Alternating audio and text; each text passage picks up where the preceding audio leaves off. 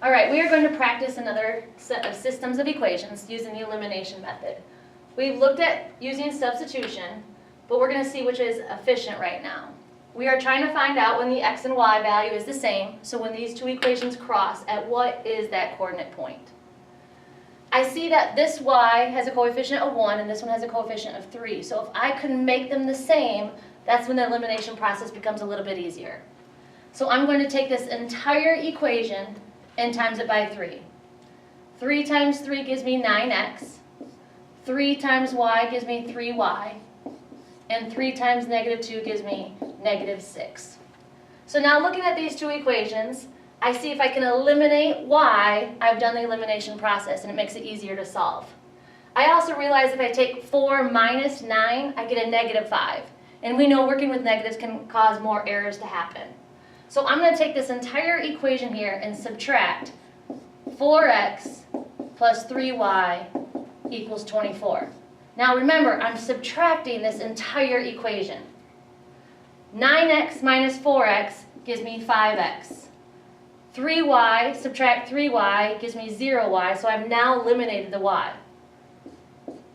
Negative 6 minus 24 gives me negative 30. Now this is something we can solve. This is easier for us to solve. Dividing by 5 each side to undo the multiplication, x is equal to negative 6. Now remember, this is just the x coordinate for where these two equations cross. So I still have to get the y coordinate.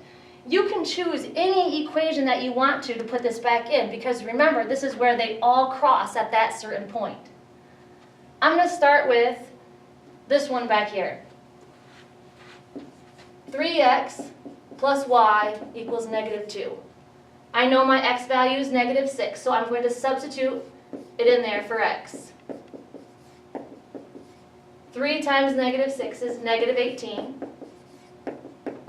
I want to get y by itself. I want to isolate it. I have to get rid of negative 18, so I'm going to add 18. And I see a y value of 16. Now we did all this math, and how do we know if we're correct or not? Remember, we could graph and see if this is the point of intersection.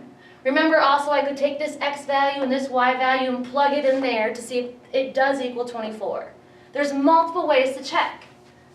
Real quick, 4 times negative 6 plus 3 times 16, does that really equal 24?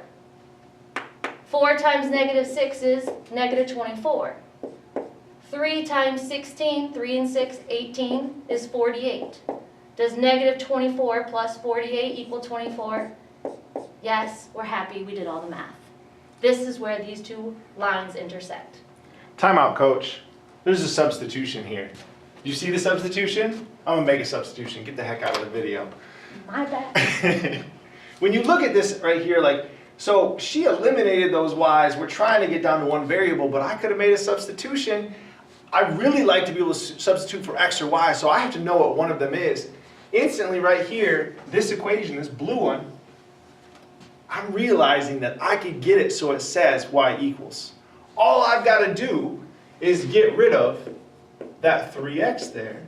If I could get rid of that, I would have y equals, and then I could make a substitution up into that top one instead if I wanted. I mean, elimination was beautiful. That's great work. I even love the checks. The double check was amazing.